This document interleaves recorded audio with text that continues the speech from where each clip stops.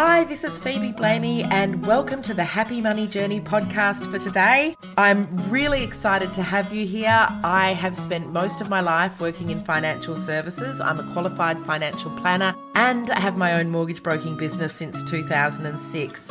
I know that as a busy woman, it's really hard to get your life into some sort of shape. And so I'm here to help you on your own happy money journey.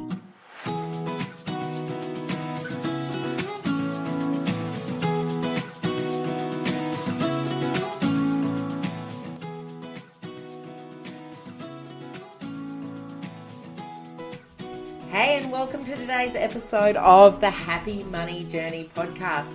I am here to talk to you today about microinvestments.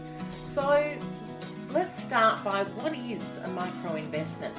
Microinvestments are those small apps like Raise and Spaceship, and CommBank's got one recently, that let you put small amounts of money in as an investment. And they're, I think, an excellent way of just getting your feet a bit wet, getting to know what's out there and what you could possibly be investing in. So let's start at the very beginning.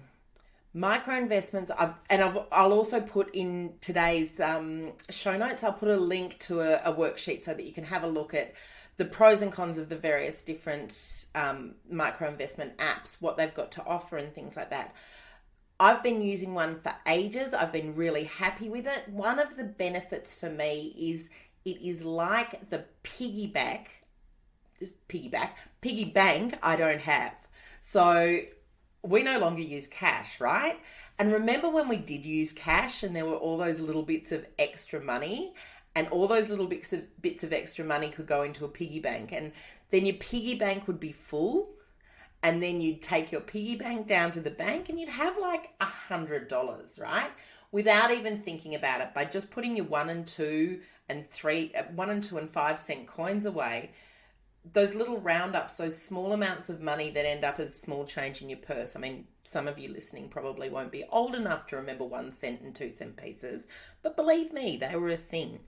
So, some of the benefits of microinvesting are that it is your piggy bank, but the other thing that I've really liked about it that I used it for, and I saved so much money during COVID because we just didn't go out at all. The thing I really liked about it was when I needed money for an emergency, it's not quick to take out, but I knew I had money there. It's like my running away from home fund or my emergency savings fund or something like that. Like I'm going to know a few days before I need it that I'm going to need it. And I can give them that few days notice. And then there's my, $1,000 or $2,000 or $3,000 that I need to get me out of a scrape or to replace something that I wouldn't have the money for or to just top something up. So very, very handy to have for that invisible savings situation. And really very, very simple to use. So basically, the way I've set mine up is that I've attached all my bank accounts and my credit card to spending on the app. And then the money that I'm rounding up comes out weekly. It comes out of one account. It doesn't come out every time you round up, but it kind of adds up what you're rounding up. And then it comes out at the end of every month or week, and adds to my savings. I can also put extra in if I want to. So if I put an extra $250 a month in, it takes me no time to get to small goals like $1,000 or $5,000 or something like that. So consider all of that as part of what's going on with microinvesting. I really like it. I've put the worksheet in so that you can consider the factors when choosing an investment platform, but really I looked at them and more or less there's some sameness in them. The biggest tip for success with the microinvesting is just leave it there. Don't take it out, but be wary of fees as the microinvestment gets higher and higher and higher. So some fees are charged, and I've put this all in the worksheet that I've attached, but some microinvestment apps charge fees as a percentage, some charge it over a certain amount, and some put additional fees on if you've got over a certain amount in there. So keep an eye on that. I got most of that information by actually going and researching each individual micro investment app, because unlike standard bank accounts or savings accounts, I couldn't really find a comparison site for that. So I've done that for you just because of that, because otherwise I'd obviously be letting you know to go to a comparison site. But yeah, have a look at that and understand what you're basically investing in. We're investing in exchange traded funds. Some of them have different levels of risk. So the two things that you need to know when you're investing is what you're actually investing in and whether that meets your risk profile. So we've gone through, I think, risk profiles before in the past, and there's a quiz on our website. If you want to download it, it's in our workbook, and you can just jump on and have a look at that. But it just basically gives you your propensity to risk. How much are you willing to risk for how much reward that you'd be willing to take? And that's important. Now, the other things that are important with investment is what are the fees that are attached to it? If you're earning 5% and your fees are 4%, you're really only earning 1%. So you've got to be really aware of how much you're investing, what your returns are becoming, and then what fees are charged onto that. And these micro investment apps, like you're going to start big investing one day, or you probably already are. But these micro investing apps are like kindergarten for investors. They're amazing. Or prep. They teach me how to read and write in investment. So they're showing me fees, they're showing me dividends, they're showing me returns. The other thing I really like about the micro investment apps is that they come up with little blog posts and articles, which I find really interesting and handy, because they're teaching me just that little bit more about investment and money and things that I'm interested in when I'm interested in it. Like, it's not overwhelmingly consuming me, but obviously I'm doing the podcast for you so that you can get to know a little bit about these sort of things, so that you can then put your toe in the water, see how it suits you.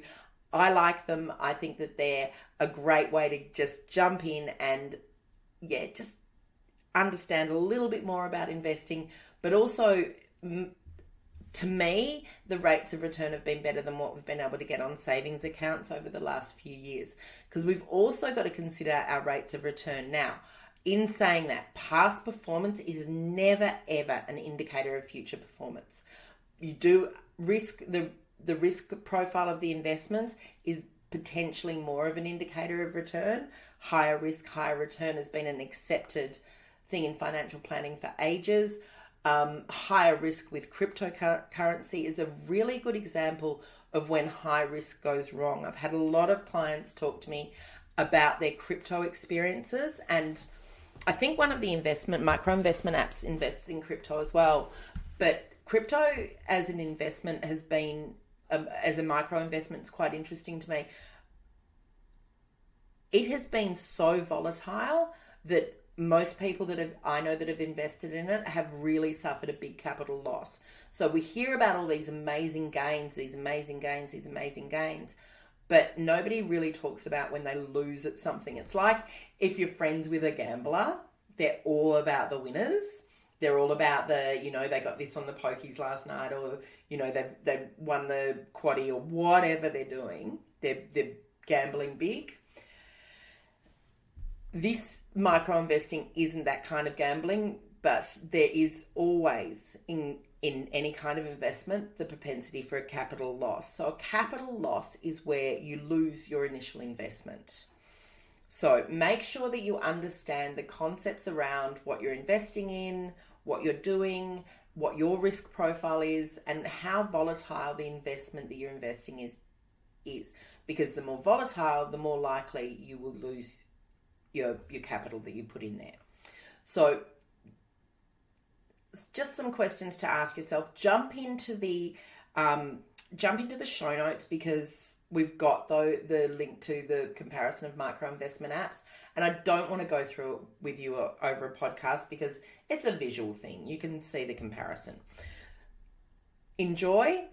I hope you enjoyed that little bit about micro investments. Now, the other thing I wanted to talk about today was lending from the micro perspective, or lending also from the peer-to-peer perspective, because there's a lot of those peer-to-peer like Prosper and Banjo, and I can't think of many of the other names, but a lot of those things are popping up at the moment, and they're like pretty small unsecured loans that can just help your business and give your business a little bit of a boost. So if you've got a business and you're thinking of doing those sort of micro loans, again, same thing. What interest are you paying? What interest are you actually paying? What fees are you paying if you use the facility, if it's a line of credit? Are you paying fees if it's a line of credit and you're not using the facility? If you use the facility, what's the interest? How often do you need to pay? And the reason I'm talking about this today is because I've got quite a few clients that have got these small like Prosper and Banjo kind of loans. And I'm not calling them out as being bad. I think they're really great. I think taking a loan out for you to invest further in your business is an absolutely calculated risk and something that's worth considering, particularly if you don't have the capital to grow, but you know that the growth is going to make you money. So there's no reason not to do that. But yeah, so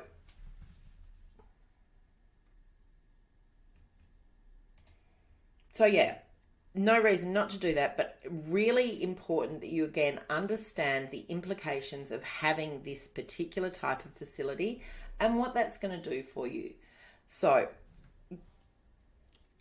to learn more about a micro lender, to learn more about those sort of lenders is really going to be your own personal research, because for each type of client, they're going to offer a different kind of rate and return and thing that they need. So everything becomes quite individual. But yeah, if you're considering using those sort of micro credits or peer-to-peer credits, think carefully, make sure you understand what they're offering.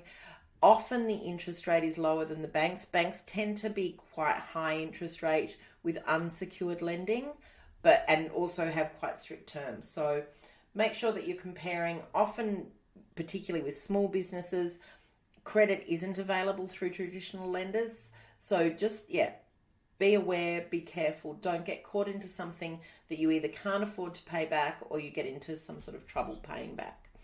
If you do get into any kind of financial strife, we are, of course, here for you all the time to talk you through that and help you with anything that you need on your own happy money journey.